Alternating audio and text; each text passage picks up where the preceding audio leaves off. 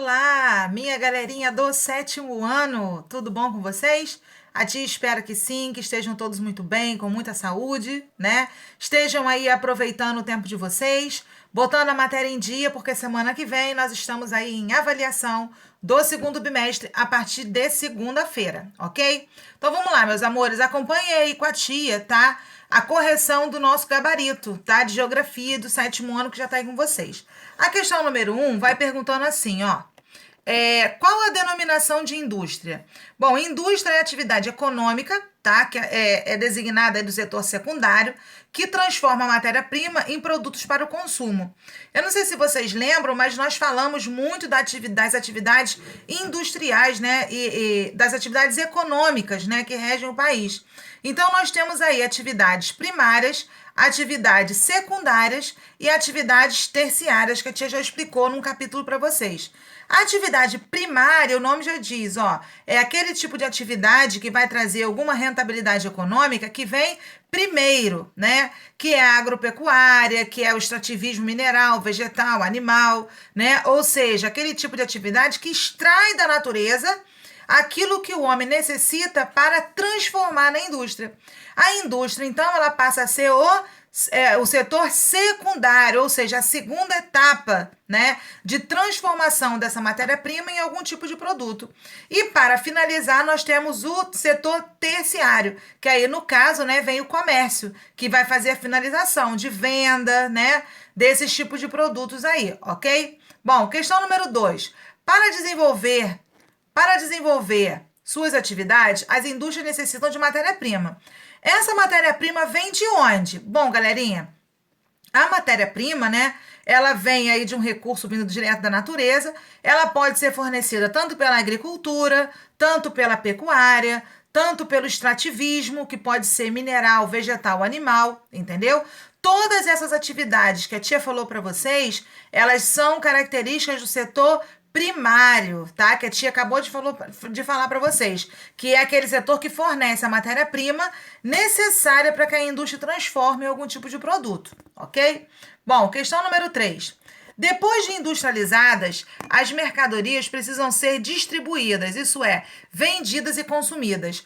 Qual o setor responsável para a distribuição e venda de mercadorias? É o terceiro setor da economia. Nesse caso, vai ser o setor terciário, tá? Ele vai ser responsável pela venda e pela distribuição dessa mercadoria.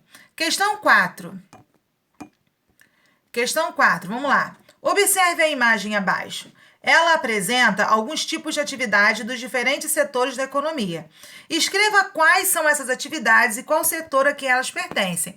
Então, a tia colocou aí para vocês, né, uma imagem diversificada que tem aí uma indústria automobilística, né, atividades de agropecuária, de pesca, né, de pecuária, de transporte, né? De uma professora, uma pessoa lecionando ali. Então, todos esses setores aí, eles rendem, né? Algum tipo como é que eu posso dizer assim? De retorno financeiro. Então, a quais são esses tipos de atividades econômicas que eles se encaixam? Setor primário, secundário ou terciário, ok? Então, vamos lá, galerinha, continuando aqui. Aqui. Bom, primário, a gente vai ter como primário a agricultura, a pesca e a pecuária. Secundário, a fábrica, a indústria automobilística e eletrodoméstica. Terciário, venda de combustíveis, o professor, o transporte.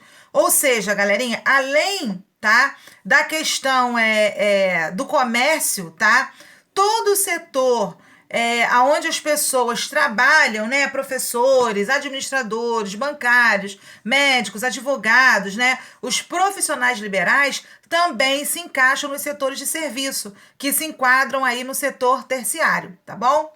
Bom, vamos lá. Observe a imagem dos diferentes tipos de indústrias. Então, aí, ó, a nossa revisão está mostrando aí. Número 1, a indústria de base, que é a petrolífera, metalúrgicas e siderúrgicas.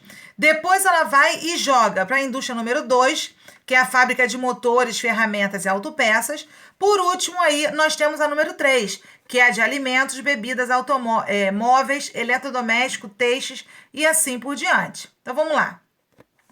De que formas podemos classificar as indústrias de acordo com a natureza dos bens produzidos? Então, olha só, galerinha, assim como os setores da economia, né, que se enquadram aí no primário, secundário e terciário, a indústria, ela também vai ter as suas características particulares. Nem todas as indústrias são iguais. Então, por exemplo, nós temos aqui, ó, mostrando aí na número 1, a indústria de base.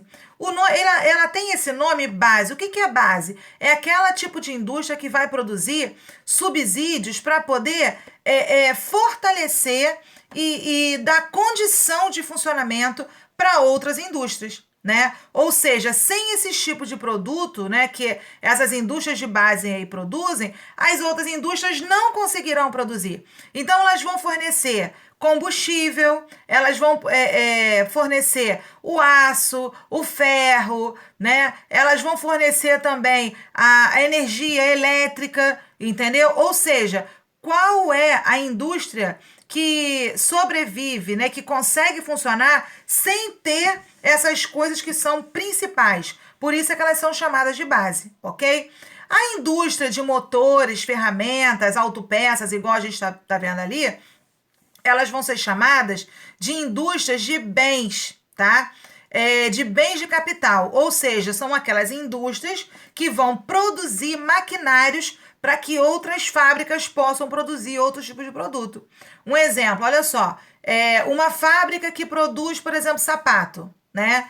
Aí ela compra lá uma máquina que corta, que costura, né? Que modela. Quem faz esse maquinário? É a indústria de bens de capital, ou seja, é a indústria que vai produzir algum tipo de maquinário que vai ser utilizado em outras fábricas para poder transformar os produtos. Então, nós temos aí 3 tipos de indústria, tá? A indústria de base, ou bens de produção, as indústrias de bens de capital, ou seja, por que capital? Porque esse maquinário, quando a pessoa adquire, ela vai gerar renda, ela vai gerar dinheiro com essa máquina, por isso que ela é chamada de bens de capital, tá? E por último, aí as indústrias de bens finais ou bens de consumo, que aí vai entrar as indústrias de alimentos, de móveis, de calçados, de roupas, de utensílios, ok?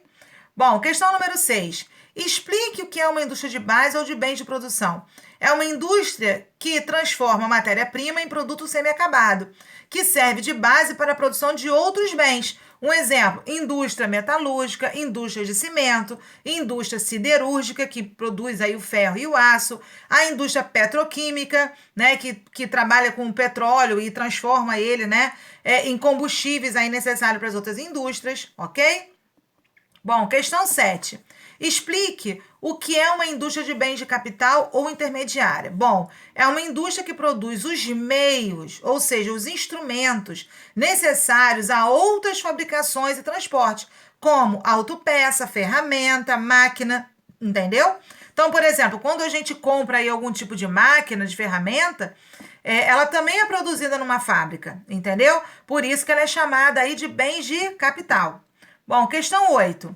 Explique o que é uma indústria de bens finais ou de consumo. O nome já diz, bens finais, ou seja, quando se produz um bem que já está acabado, já finalizou e que vai ser consumido pela população.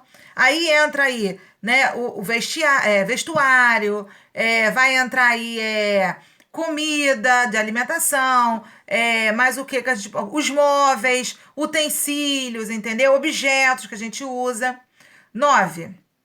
De que forma podemos classificar a indústria de bens finais ou de consumo? Bom, a indústria de bens finais ou de consumo, galerinha, ela também tem a sua divisão. Ela está dividida em 2 partes principais, tá? Primeiro, a indústria de bens de consumo duráveis, ou seja, que não se esgotam imediatamente. É aquele tipo de produto que ele vai demorar um pouco, né, até que ele se desgaste, que é o automóvel, o eletrodoméstico, os móveis, entendeu? Ou seja, são aqueles bens que a gente adquire e que vai demorar um certo tempo para que ele se desgaste. Por exemplo, você não compra uma cama para no ano que vem você trocar, Você demora um pouco. Uma mesa, uma cadeira, um armário de cozinha, um guarda-roupa, né? Uma máquina de lavar, um carro, uma moto, entendeu? Agora, também temos aí a indústria de bens de consumo não duráveis, ou seja, na qual ele vai se esgotar assim que consumir, como os alimentos, as roupas, né? A gente sabe que ela não tem um desgaste imediato, mas ela vai demorar um tempo até que ela finalize para poder, como é que eu posso dizer, se estragar ou ficar pequena, entendeu? Calçados, medicamentos e assim por diante. Questão número 10. Um dos principais e atuais desafios no Brasil na ampliação do setor industrial é o fornecimento energético. Isso porque o setor industrial exige grande quantidade de energia. Isso a gente sabe, né? Nenhuma indústria ela consegue produzir se ela não tiver energia suficiente. De acordo com a origem, como podemos classificar as fontes de energia? Essa daí é muito fácil, né? Nós temos aí as fontes de energias que são renováveis, né? Como, por exemplo, a hidráulica, que é a base de água, a eólica, que é a base do vento, a solar, que vem do sol, e as não renováveis, que são aquelas, né, que necessitam de um grande período para se formar e que vão se esgotar um dia, como o petróleo, né, e o carvão mineral, que nós sabemos aí que são dois tipos de combustíveis fósseis, né, que se formaram aí há milhões de anos atrás, aí, na época em que o nosso planeta ainda estava em formação, e os animais e as plantas ficaram, né, em decomposição por muitos anos, formando aí o petróleo que a gente utiliza hoje em dia, certo? Bom, questão 11. O que é energia térmica? Bom, é aquela obtida da queima de um combustível fóssil, como o carvão mineral, o petróleo, o gás natural e o xisto, ok? A energia térmica, gente, é um tipo de energia que ela não é muito fácil de ser encontrada, né? Ela, de certa forma, gera aí, às vezes, algum desgaste ambiental, certo? E a gente sabe que é uma energia que daqui a alguns anos também não vai ter mais como se utilizar, ok? Bom, continuando aí, galerinha. Questão número 12. Na atualidade, o petróleo é a mais importante fonte de energia do mundo. Quais são os produtos derivados do petróleo? Bom, meus amores, a gente sabe que o petróleo, né, da forma como ele é retirado aí das suas fontes, né, ele vem conhecido como um petróleo cru, né? Ele é retirado da sua fonte e ele é levado para as refinarias para passar por um processo químico e aí sim ele é transformado em combustível, em gasolina, em querosene, em óleo diesel. Ele é utilizado na indústria petroquímica, na fabricação de tinta, corante, fertilizante, plástico e várias outras coisas. O que é o pré-sal? Isso aí é muito bacana a gente falar. A camada pré-sal é uma faixa composta por rochas carbonárias localizadas em grandes profundidades nas águas oceânicas, onde o petróleo e o gás ficam armazenados. Então, olha só, galerinha, essa questão aí do pré-sal é uma questão até bem atualizada, bem atual aqui no Brasil, porque até bem pouco tempo atrás só se extraía petróleo do Brasil no continente, né, onde tem mesmo, como é que eu posso dizer assim, não nos mares, oceanos, mas em terra mesmo, solo firme, ok? Depois de muitas pesquisas, se descobriu que o Brasil é um país muito privilegiado porque ele possui uma extensa camada de petróleo, né, na nossa faixa litorânea no Brasil, entendeu? Então aí começou, né, a se extrair aí uma grande quantidade de petróleo e um petróleo de alta qualidade dessa região aí do nosso litoral brasileiro, ok? Bom, o gás natural também é fonte de energia fóssil. De que forma o Brasil adquire esse produto? Bom, galerinha, o Brasil produz, infelizmente, pouco gás natural aí proveniente do petróleo, né? Então, como a gente ainda tem muitas indústrias que utilizam o gás natural, a maioria desse gás vem da Bolívia, tá? Por meio de um gasoduto, que é da onde a gente consegue aí consumir grande quantidade aí dessa matéria-prima. 15. O etanol é um tipo de combustível produzido por qual matéria-prima? Então, galerinha, O etanol, ele é produzido pela cana-de-açúcar, tá? Ele é um combustível renovável, ele é um combustível limpo, tá? É uma das maiores tecnologias aí que foi desenvolvidas aí, né, pelos nossos cientistas brasileiros para poder substituir, né, a gasolina no caso de uma crise de petróleo grave, como já teve aí em outros anos. E também pode ser produzido do milho e também de outros vegetais, ok? A gente hoje tem até aí o carro flex, né? O que é o carro flex? É aquele que funciona tanto com gasolina quanto com etanol. Bom, 16.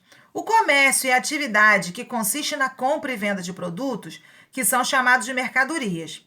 Relacione as colunas quanto ao grau de intensidade tecnológica dos produtos. Então, olha só, galerinha, essa atividade aqui é o seguinte, olha só. Letra A, produtos de alta intensidade tecnológica. O que significa um produto de alta intensidade tecnológica? São aqueles que vai necessitar de muita tecnologia, de ajuda de cientistas, de técnicos, de engenheiros para que se possa produzir. Que é o caso onde é fabricado setores aeroespacial, eletrônico, farmacêutico, de instrumentos de precisão, equipamentos de computação, de telecomunicações. Por isso que ele é chamado aí de alta tecnologia, né? B, produtos de média intensidade tecnológica. Bom, de média intensidade tecnológica significa que eles possuem uma fabricação mais simples, como produtos químicos, a borracha, o plástico, os automóveis, porque a maior parte dos equipamentos já vem pronto, só tem que montar, maquinários elétricos, mecânicos, entendeu? E por último, os produtos de baixa intensidade tecnológica. Aqueles, né, que não vai precisar assim de tantos técnicos, engenheiros, cientistas, né, tanta tecnologia empregada para poder produzir, que vai ser alimentos, bebidas, textos, né, que vai produzir aí tecidos e roupas, papéis, celulose, mobiliários, calçados e produtos de couro, ok?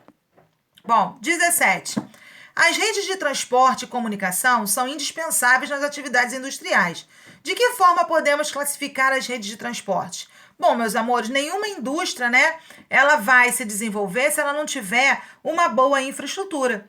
A infraestrutura, né, são aqueles subsídios que vai propiciar para a indústria meios dela poder vender a sua mercadoria em outros locais, né? Então, de que forma se faz a venda? Através da rede de comunicação, para poder divulgar o produto, né? Para poder vender em outros lugares. Então, a gente tem aí as terrestres, tá? Que podem ser ferroviárias, como trens e metrôs, as rodoviárias, como carro, ônibus, motocicleta, as aquáticas, como barcos, aviões que navegam pelos mares, e aéreas, como aviões e helicópteros. Bom, 18. Como são formadas as regiões metropolitanas? Galerinha, as regiões metropolitanas são as regiões de grandes agrupamentos de cidades, certo? São regiões formadas por um agrupamento de municípios ligados entre si por uma infraestrutura e por relações econômicas. A tia até citou no exemplo no livro que, por exemplo, quando a gente viaja, né, lá para o Rio de Janeiro, a gente vai percebendo que um lugar ele é muito interligado com o outro. Então, às vezes, é até difícil a gente saber aonde começa um determinado lugar e aonde termina outro, né? Olha só, Bangu, Realengo, né? Olha como é tudo Campo Grande, todos os lugares muito juntinhos, interligados de acordo com a infraestrutura e as atividades socioeconômicas, né? É por isso que a gente chama de regiões metropolitanas, né? Porque são regiões urbanas, de grandes concentrações de cidades. 19. Explique o que é a verticalização das grandes cidades. Galerinha, toda vez que a gente falar em verticalização, a gente está falando de um movimento vertical, de um movimento em pé. Ou seja, o que acontece? As cidades vão se expandindo cada vez mais, né? A questão, né, da busca de emprego, de melhores condições de vida, né? Acabam cada vez mais tornando as cidades mais populosas. Como as cidades não têm mais condições de crescer, né, na questão da sua extensão territorial, porque não comporta mais, o que tem acontecido? Tem acontecido nas cidades uma grande expansão vertical, ou seja, muitas indústrias, né, como é que eu posso explicar assim? Empresas que trabalham com questão de construção civil, elas destroem as casas e constroem edifícios, apartamentos, né, para poder comportar aí essa quantidade populacional que está indo para as cidades, ok? Por isso que a gente chama de verticalização, certo? Bom, 20. Quais os maiores problemas que ocorrem nas grandes cidades? Galerinha, como qualquer, né, cidade que tem uma grande aglomeração populacional, as cidades vão enfrentar cada vez problemas mais sérios, como a falta de planejamento, crescimento desordenado, crescimento das favelas, falta de saneamento básico, desemprego, subemprego, deficiência de escolas públicas, deficiência da saúde pública, problemas de poluição ambiental, violência e entre vários outros problemas aí que a gente conhece, ok?